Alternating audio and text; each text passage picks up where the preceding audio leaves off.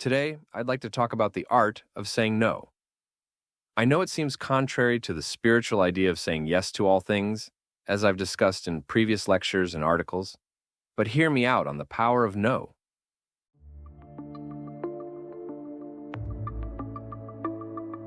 Welcome to Must I Evolve, a lecture series on spiritual growth and philosophy, presented in conjunction with No Expectations, the podcast.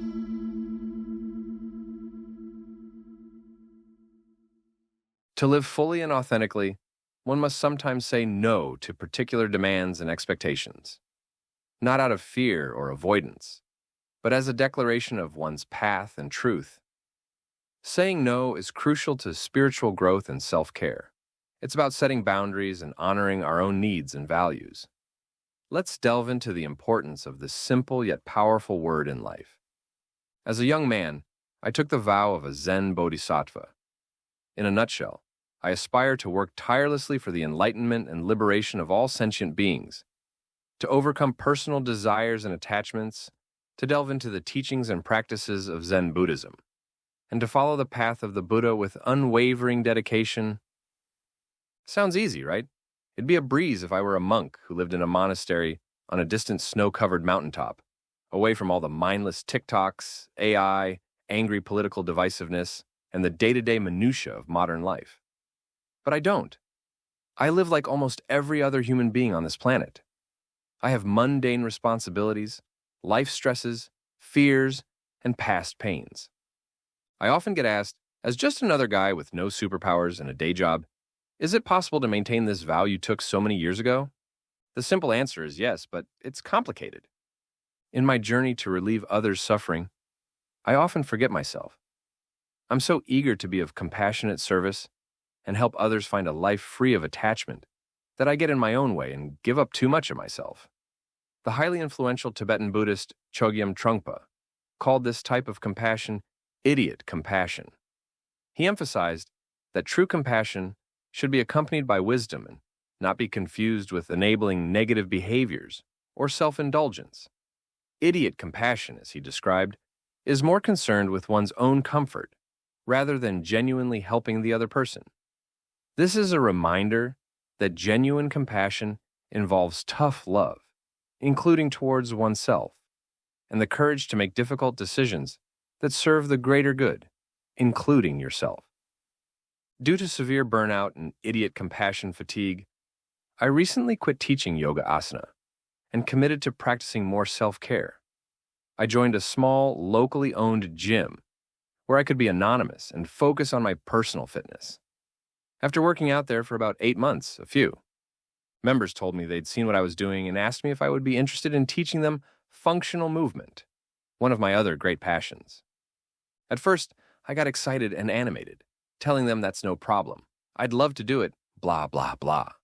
At home, in the shower, I thought about it some more. I realized I didn't want to teach them. I knew where it would lead, away from my self-care journey and back to burnout. Even knowing that I was still reluctant to tell them no, because I felt guilty for not being the helpful little bodhisattva that I vowed to be. I sat with the guilt for about a day before texting them to tell them, no, I couldn't do it. It was liberating. Maybe not for the greater good, but certainly for me. Why is it important to say no? If you struggle to say no to people or demands in your life, here are a few things to help you understand the importance and power of saying no. 1. In a world that demands our attention and energy, saying no can be an impactful spiritual practice. It is a declaration of self-respect and an affirmation of our values. When we say no, we are not just declining an offer or a request, but asserting our commitment to a path that honors our spirit and journey. 2. Boundaries are essential in all aspects of life, but they take on a special significance in the realm of the spirit. They help us define who we are and what we stand for. By saying no, we protect our time, energy, and focus, ensuring we dedicate ourselves to what truly matters. 3. Every yes carries an intention, a direction in which we channel our energy. When we say no, we consciously choose our intentions, aligning our actions with our deeper purpose. This alignment is the bedrock of a meaningful spiritual life. 4. Saying no is an act of self-care. It allows us to step back, rest, and rejuvenate. We find room to grow in the quiet spaces created by our refusals. Our connection with ourselves and perhaps something more significant than us strengthens. 5. If you feel overcommitted and exhausted in your eagerness to serve and belong, the spiritual path requires energy and presence, both of which are diluted when stretched too thin.